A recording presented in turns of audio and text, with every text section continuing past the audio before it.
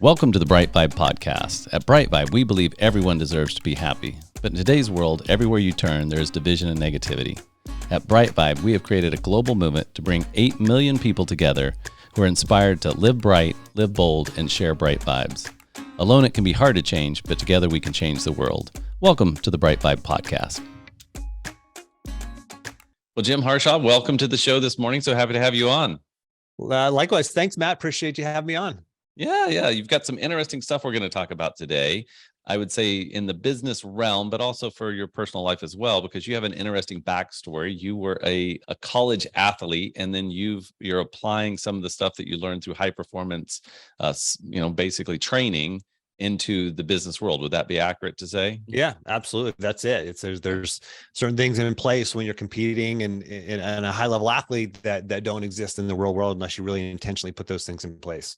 Right. Yeah. So let's just start there with your background. So what kind of athlete were you, and kind of what was your experience of that process? And then we can kind of wander down into how you transform that into business principles. Sure. So I grew up in Western Pennsylvania. I was a small town kid. Dad was a construction worker. Mom was a secretary, blue collar family. And, generally success kind of was always for other people. And I was a wrestler and even wrestling, my mentality, success was for other people. We work really hard, but I was never able to achieve any of my goals. I had this sort of limiting mindset, but I worked hard, and I was a good wrestler, not a great wrestler.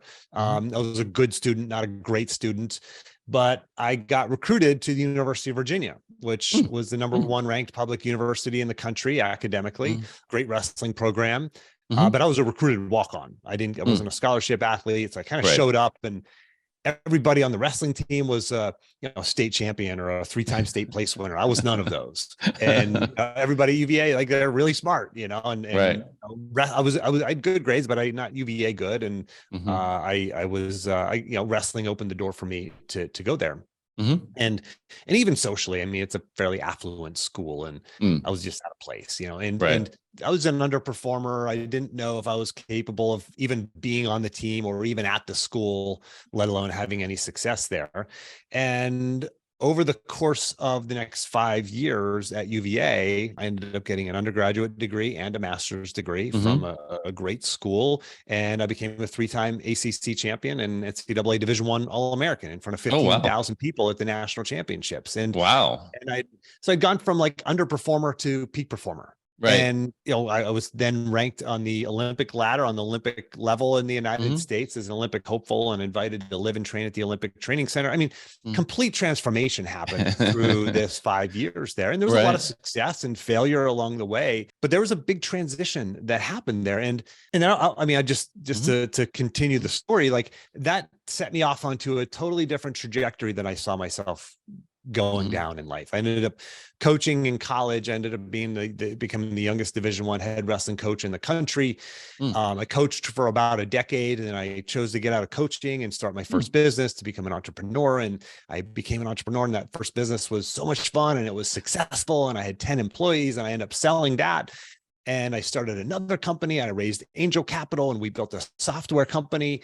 And I went, all in on this thing. And about 2 years in, I realized that everything I was trying to build was really crumbling around me. I was trying to build this great business, and we just weren't getting the momentum we needed to. We had revenue, but not enough to pay the bills at home. And so we had debt up to our eyeballs. I had a failing business. I had a struggling marriage. Wasn't spending enough time with my wife.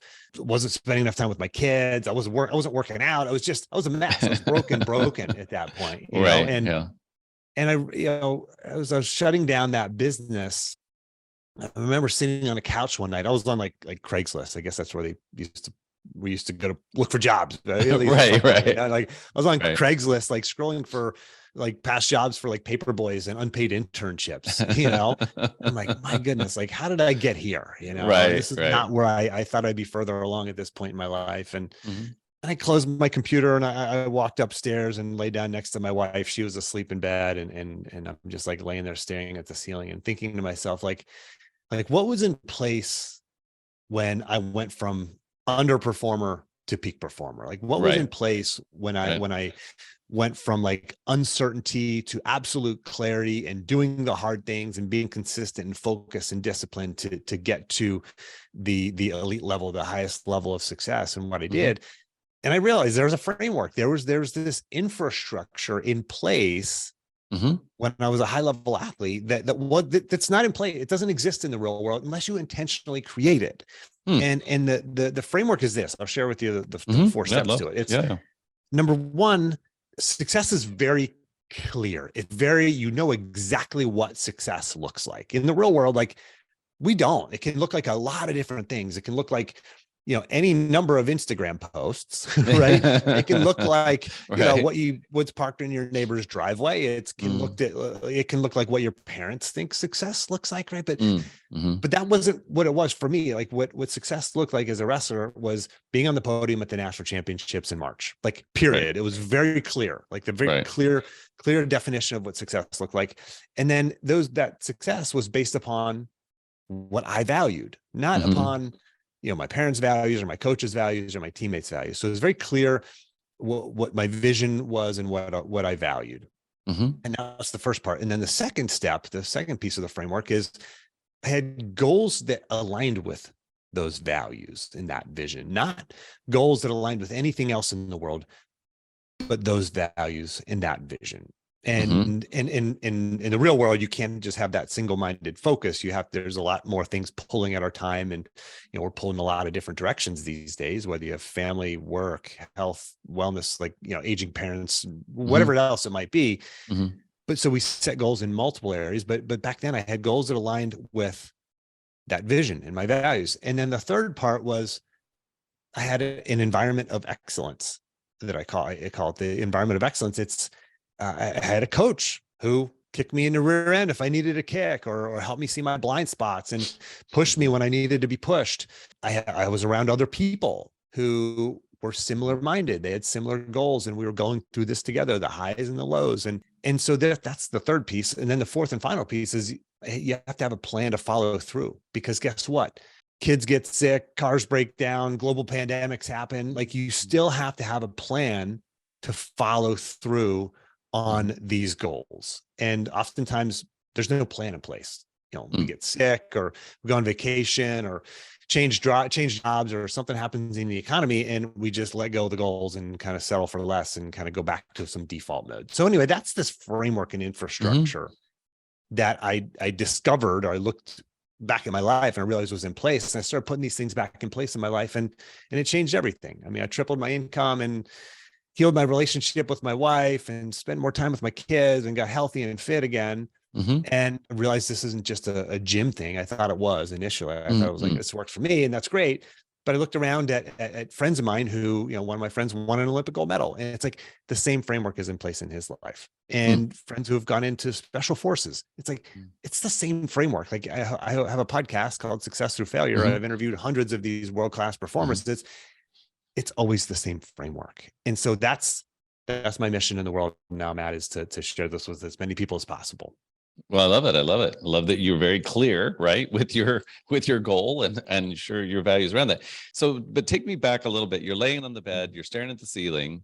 Yeah. You have this revelation through contemplation or looking back on your life.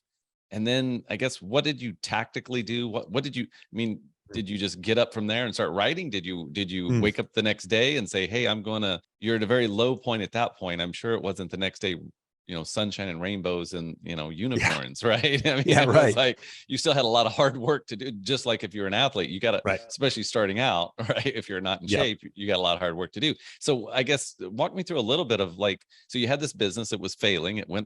You were closing it down. It was, you know, it sounds like there was probably some debt, some liabilities, some contingent stuff that was probably hanging on. And that was kind of a software company. So then you kind of left me with a cliffhanger. So what happened next, Jim? Well, I appreciate you bringing that up, because it's easy to skip by that. And like, I love to hear like, okay, like what actually did you do next? Right. I love that. Exactly. So it's easy to kind of talk at the high level.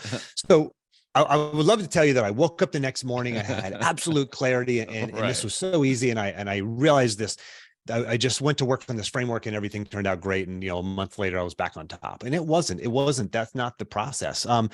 So first of all, I wasn't really sure of that framework yet. I was kind of like, yeah, that really makes sense. I did have all of those things. Right. And then I started really doing some research. I started researching peak performance, and I started researching goal setting, and looking at the Latham and Locke sort of fundamental goal setting research that was done decades and decades ago. Started reading books about other high performers, and I had been really in that world for a long time because I was coaching. I was coaching at the college level. I had trained in the Olympic Training Center, so I was around these people, and I'd heard these things before as they related to sport. But I'm like, does this really apply to the real world? And slowly over the course of about a year and a half, I gained confidence that yes, this is actually a real thing. And everything that I just laid out to you it's all based in research. Like, you look at all this stuff and it's like, there's bits and pieces of research. Well, there's actual like big bodies of research on all of these individual items, but it's never really been, nobody's ever taken it and put it in this exact framework, this format, like vision, values, goals that align with those values and that vision. And then there's some pieces I didn't share, which are like the micro goals. Like, we create micro goals, and there's tracking and KPIs, and we've heard of KPIs, but like, have you heard that about goals and creating goals for your life? Not just business KPIs, but KPIs in your life. Like, do you have a structure for tracking that, right? Is this being tracked? Is it being managed? Is it being measured? And then the environment, we've all heard, our parents had told us when we were kids, like, you got to hang around the right people. It's all about who you spend time with. And then there's the quote, we are the average of the 5 people we spend the most time with. And that's this environment of excellence. And so all this stuff has been sort of talked about and researched, but it's never like the whole entire framework has never been sort of pieced together like this.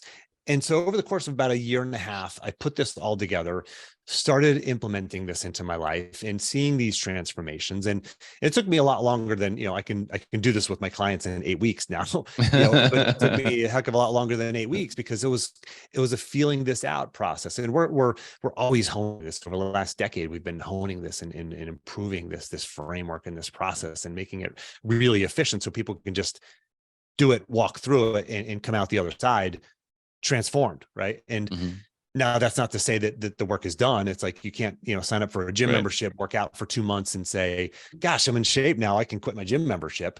But there's this process that we've refined over the years. So for me, it took about a year to 18 months of really putting this framework together, seeing results and going, this makes sense. And I'm seeing it in all these other high performers and world-class performers as well. I gave a TEDx talk, and that TEDx talk was a real catalyst for the business that I'm doing now. The TEDx talk was titled "Why I Teach My Children to Fail," and it was about the failures in my wrestling career. We can go into that as well. But that really was the catalyst for speaking more, starting my own podcast, and taking this coaching program that I was dabbling with and really formalizing it into a curriculum that has impacted, hundreds and hundreds of individual clients, but also, thousands of the audiences I've spoken to, really hundreds of thousands if you consider the podcast.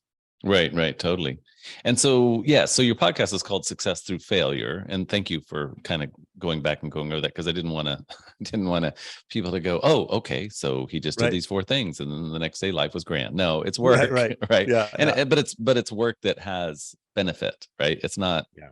And to your point, there's almost a science, or there is a science to it. It's not random. And even as I was going through there, I was like, I've run different companies. I'm an entrepreneur. I've started a ton of companies, and most of them been successful. Some of them been horrible failures, right? So I've had my mix of both. But you really do want to hone in on your values. That seems like what most companies I've ever interacted with have the biggest time and the biggest struggle is with just defining what are our values. So when you're, and so I'm going to skip around here a little bit, but when you're defining these values, you're thinking things like humility, contribution. I mean, are you like literally just that type of value structure, or is it something different? So again, I appreciate this question because this is an easy one to like skip over.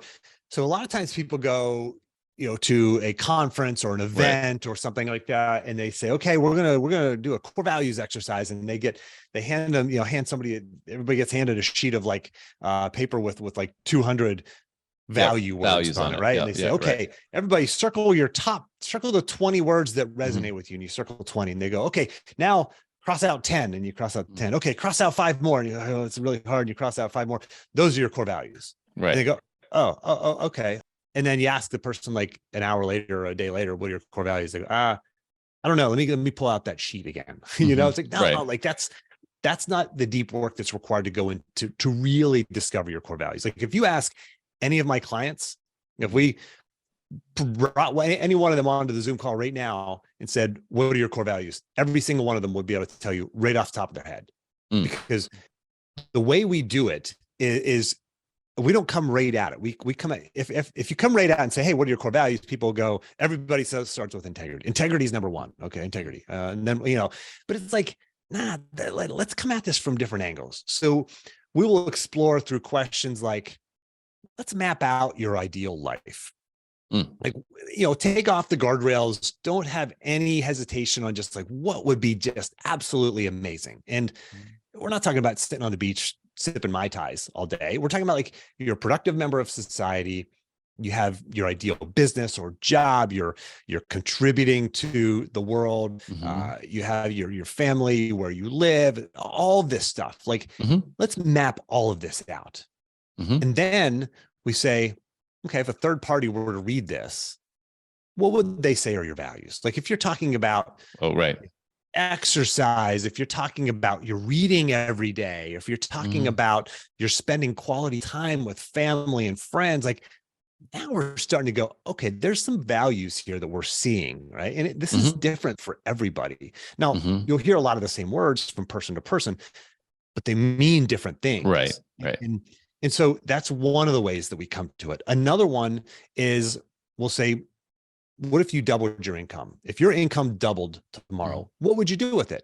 Now, people who already have a bunch of money and they don't really, it doesn't really impact them. It's easy to go, well, money isn't that important to me. Maybe I would just, pay off my parents' house. Maybe I just, donate it to some of this foundation. It's like, okay. Now we're starting to hear about what you really value. Like you're telling me what's important to you here. And there's some other ways. So there's some additional questions that we'll do. We'll walk through this.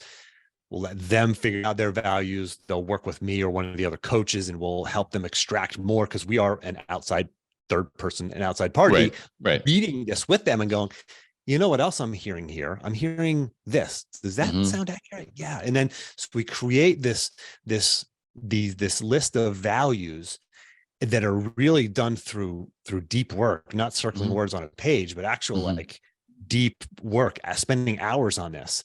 And then there's a refining process that we go through. We kind of put them into buckets and categories, and then we take those categories and give them a word, and then we create some kind of memory device, whether it's a mnemonic, like an acronym or something like that, where they can remember it. And once they do that, it is unbelievable. Like once they crystallize this, it is this huge epiphany that they have.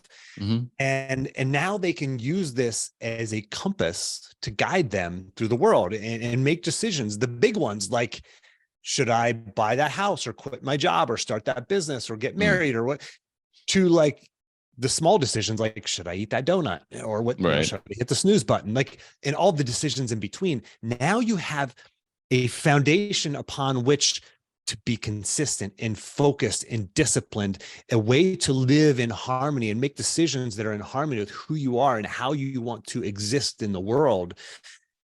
And this exercise the importance of this cannot be overstated. It is at my retreat a couple of years ago with my clients, we did an exercise where we stood on one side of a field and I said, okay, take this compass. I give them a compass. And actually, I'm sorry. First thing we did is we blindfolded them. We said, okay, walk across the field. You're going to aim for that tree. See that tree right there? Yep. Okay, great. Put the blindfold on, aim for that tree. And they know nobody comes anywhere close. Right? We said, okay, let's try this again. Only let's blindfold you, but like you can kind of peek under the blindfold looking straight down at a compass and take a compass heading towards that tree. Okay, I got to go north, northwest. And you follow that compass despite the hill turns to the right or to the left or goes uphill or downhill. Everybody gets to the far side. Everybody hits their mark on the far side because they're using their compass, not going by what they feel or what the tilt of the hill or what the way kind of gravity might be pushing them or pulling them or what they might think. It's like, no, they're going by this compass. And that's when they hit the mark. And when you live that way, when you go by this compass, when you have these core values and you live by those and you make decisions by those and you align your goals with those, you're going to hit your mark. Nice. Okay. Well, that's very good clarity. I appreciate that around that. So it's not just, as to your point, picking some words and the team gets behind them and right. I mean, or right. It's deeper than that. And then when you do the goals aligned with the values, that would make more sense, right? So then you're setting probably micro goals, as I think you talked about, and then that's right. The larger 3-year goals or 5-year, depending on what you're right. Yep. And then around the environment of excellence. So when we say the environment of excellence, how are you helping, or I guess, what are you recommending to help people get in? Because that's a tough one, right? They're all tough, but the environment of excellence, because now you're talking about literally being around people that are doing same thing you're doing, something similar. I mean, what's that look like?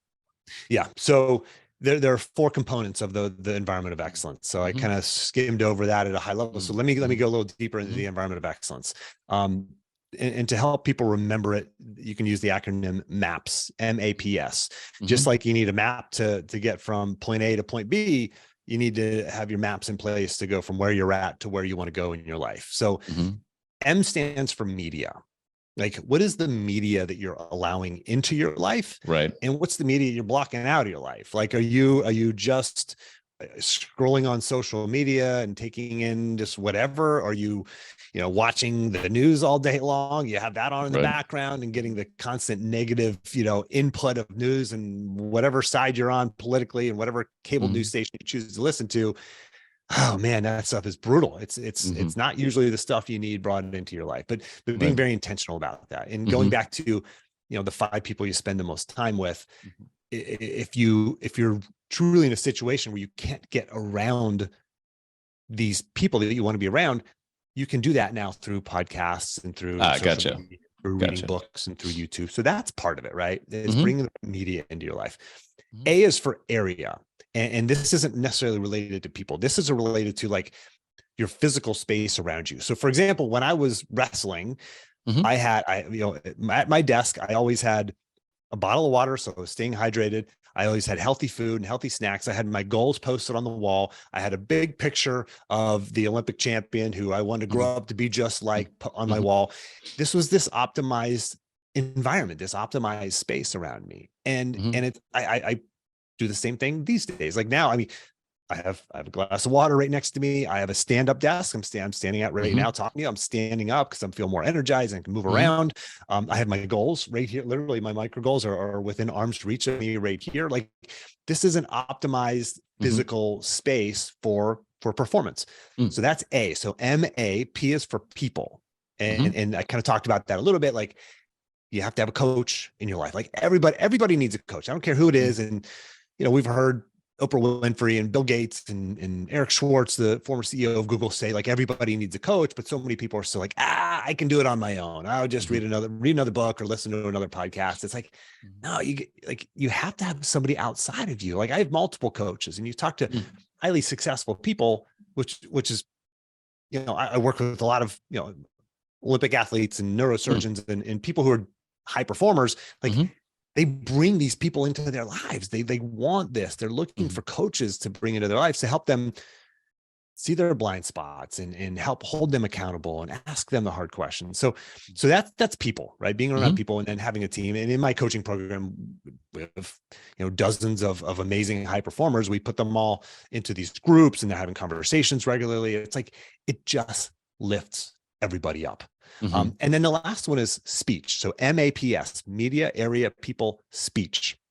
And this is your talk, your self-talk, like internally, but also out loud, right? Like, what are you saying? Are you saying when you bump into your neighbor, out in the yard, in the driveway, are you talking about how hard it is or how terrible the weather is? Or are you talking about like, can you reframe that as like, yeah, we had this setback at work, or there's this challenge, but really it's going to help us in the long run, or I'm learning so much from this. Like the language that we use, right? When I was wrestling, if I only just focused on the negatives and how hard it was, and I had to wake up early and I'm sore and I'm injured, like, yes, nobody cares. Like using talking in the positive, in the affirmative, and not to the toxic positivity level, but using the right language with yourself, and then, externally, but also internally. I mean, really, you hear about like world-class performers doing this, but like, are you really doing it? Like I interviewed Michael Chandler on my podcast. He's a UFC, one of the top fighters in the world. This guy, the one quote he said was, he said, I move forward. I approach my goals with complete disregard for past failures. And he does this through using the right language. He intentionally uses the right words and the right language with himself. It sounds weird. There's a guy, I'll go back to my world again of wrestling. There's a guy named Kyle Dake. Kyle Dake showed up he wrestled at Cornell University. He's pretty good coming out of high school. Nobody would have ever said he could be a national champion as a freshman, but still very good. His mom handed him a journal whenever they dropped him off at college his freshman year. And she said, write your goals down here. So he took that to heart. He wrote down his goal that morning, every morning and every night. He wrote down his goal. He said, Kyle Dake, 141 pound, 2009 NCAA Division I national champion. And he wrote it down every morning and every night. Right. Guess what? That year, he won the freaking national championship. Wow. The next year, he bumped up a weight class, which is a hard thing to do in the sport, let's say wrestling or fighting or something like that. He bumped up a weight class and wrote down his goal twice in the morning, twice at night. And then he won his second national championship. Whoa. Next year, bumped up a third weight class, wrote his goals down 3 times in the morning, 3 times at night, won his third title. Senior year, he bumped up to wrestle the returning 2-time national champion. He decided, I want to keep going. I'm going to bump up another weight class. I'm going to wrestle the best guy. I want the best. Right. And he wrote his goals down 4 times in the morning, 4 times at night, made history. First ever 4-time national champion in the sport of wrestling to win a title at 4 different weight classes. I mean, and he's now a world champion. He's he's the best in the world at what he does. Right. But listen, who does that? Who does that? It's weird, bizarre. Who does that? Well, guess what? World-class performers do that kind of thing. So that's the environment of excellence. Oh, very cool. Media area people speech. Yeah, very, very cool. Appreciate that. And I appreciate the clarity around those things, because yes, on their surface, it sounds not so in depth, I guess you would say, right? And then, so you've named your podcast Success Through Failure. So obviously you're using, failure as a catalyst for the conversation around, and I've heard you, I think on speeches and stuff, talk about, failure isn't a bad thing if you're framing it correctly, right? If you let it define you, that's one thing, right? So let's dive into that. So success through failure, what's that mean to you?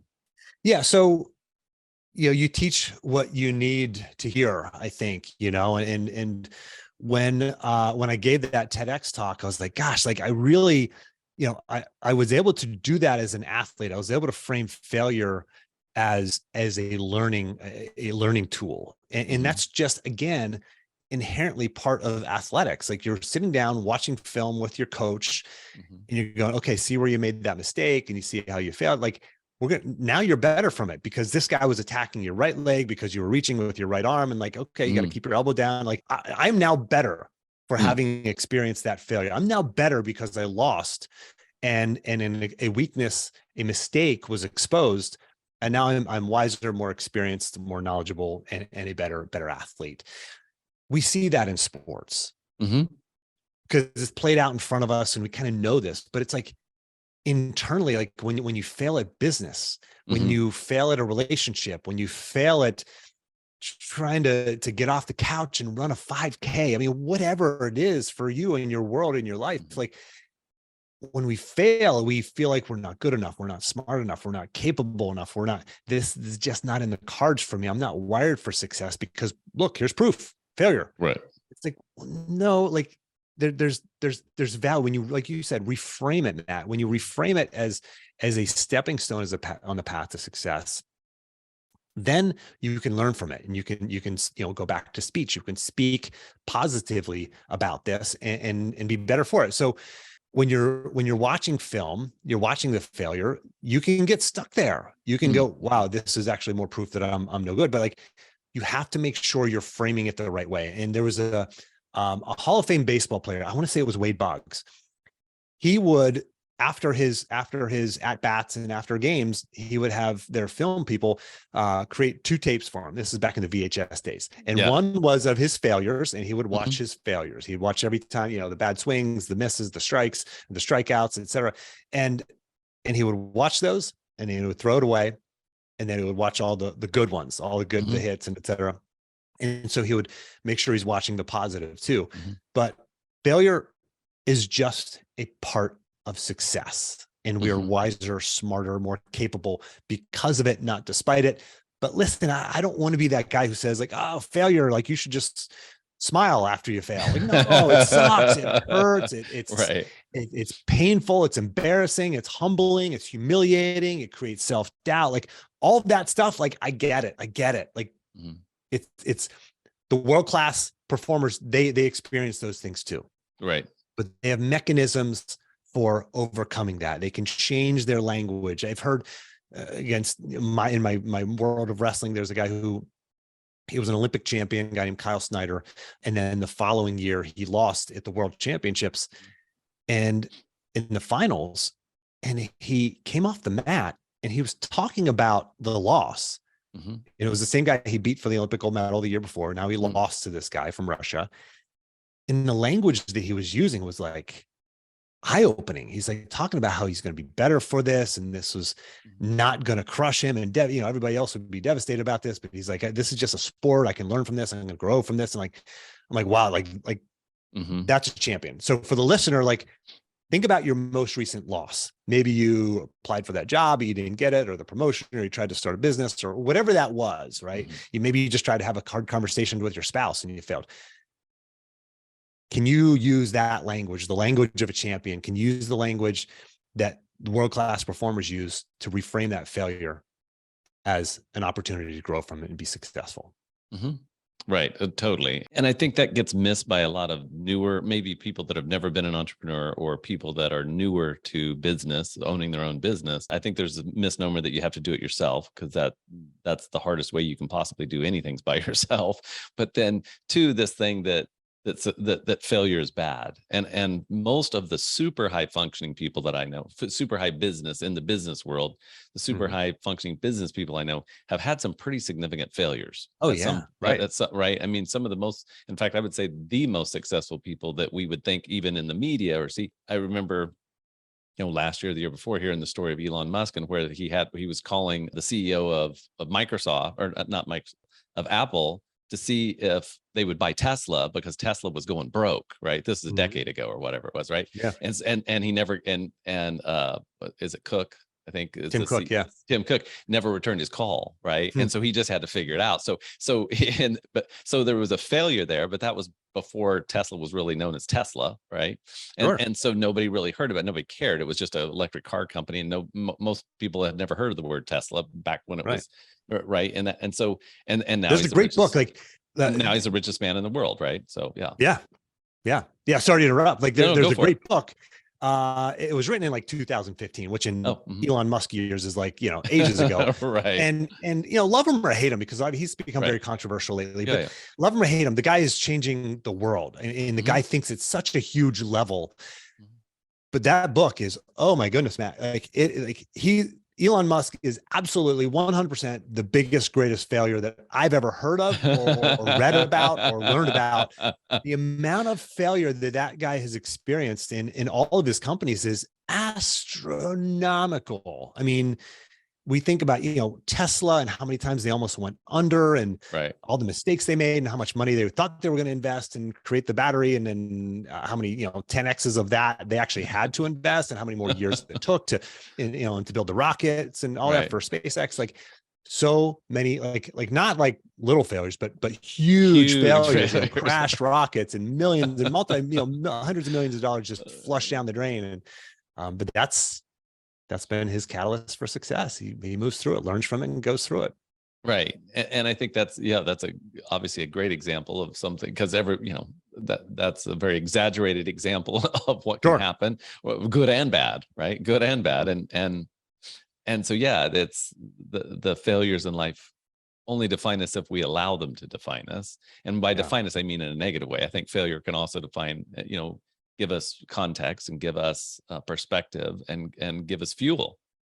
I think also, I've interviewed hundreds of people on this podcast, and, typically what I've found, if we dive deeper, is whatever that person's ultimate, that early pain, emotional, psychological, sometimes physical, but whatever the early pain or trauma in somebody's life, the people that basically are able to come on shows like this and talk and want to do good for the world, because they use that pain, they use that hurt as a catalyst for fuel, and then they fuel the rocket ship, right? And it's not, and it doesn't happen overnight. Sometimes it takes decades, but they use that as a way to reach out and help others, right? Because they know what it was like to suffer in that way, or to fail in that way, and they don't want to see others fail in that way. And so once they've overcome or transcended that failure, then it's like, I want to write a book, I want to do a podcast, right? I want to do talks, and we want to help the world, right? So failure, right. I think the difference, and feel free to chime in here, but I think, the difference between somebody we would see and say they're a success, or somebody that we would say they're not doing anything with their life, it's how they've defined themselves post that trauma, or even in the midst of the trauma. It's the stories they told themselves, it's the definition, it's the beliefs, the limiting beliefs or the empowering beliefs that they've wrapped around that thing, right?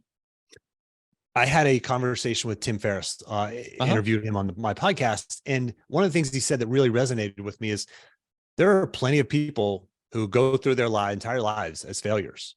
Mm-hmm. And so it's really, what you're talking about is the learning that happens from failure, like how you frame it and how if you learn from it. And that doesn't happen by failing and then just waking up tomorrow and continuing on your merry way. It's the learning. And I want to share a concept that I've learned over the years from not only my experience, but putting this together with the experiences of these amazing individuals who I get to talk to on my podcast and work with and coach. I would always ask my guests, tell me, what is the one habit that you most credit for your success? And for the New York Times best-selling author, you would think it would be some kind of writing habit, or for the Olympic gold medalist, you think it would be some kind of training routine or something like that. Right. But it was never the thing that they were known for.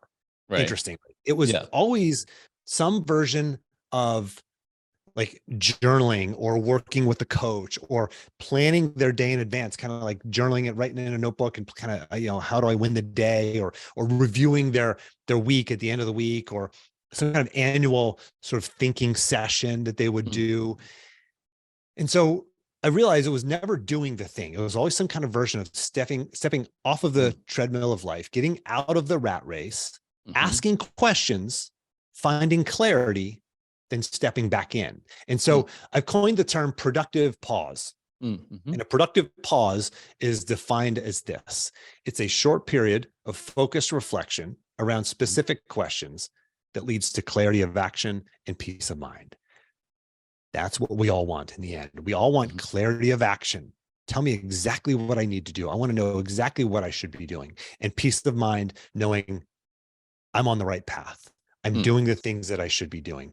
And when you do that, it's really, it's easier said than done. Like actually stepping back, hitting the pause button, asking hard questions. Usually this is best done with a coach or somebody outside of you. They can give you perspective, right? Give you perspective, right? And ask you those hard questions and force you to stop and get off the treadmill of life. And so that goes back to, what we were talking about around the learning that comes from failure. Like there are plenty of people who never learn from it, but that is how you learn from it. When you in the military, they call it an after action review, right? Okay, you're back from the mission.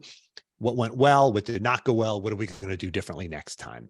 That productive pause helps you learn from not only the failures, but also the successes in that instance. Yeah, it's completely agree. Well, thank you for your time today. This has been very helpful for me, and I know for the listeners of the show, I really appreciate it. For more, great stuff from Jim, Success Through Failure podcast is where most people can connect. And then you also, your Reveal Your Path and your Productive Pause information is on your website, which is just your name.com, right? It's Jim Harshaw Jr.com, right? That's right. Yeah, well, so certainly thank you for coming on. And as if you'd like to come back on at any time in the show, just let us know, and we'll talk about new stuff. I'm sure we've got a small fraction of the stories that we could have. So much more ground to cover. So much more. Where are you actually physically located? Charlottesville, Virginia. So I grew up in Pittsburgh. Came to Charlottesville to go to University of Virginia, and tried leaving a couple of times. But this place just has a gravity. We love it here. It's a great town. Very cool. Very cool. Well, thank you so much today. And thank you for the work you're doing, and God bless and on your continued journey in that work. So thank you so much. Thank you, Matt. All right. Have a good one. Thank you for being a part of the BriteVibe podcast. For more information, go to britevibe.com. That's BRITE Vibe, VIBE.com. Thank you for listening.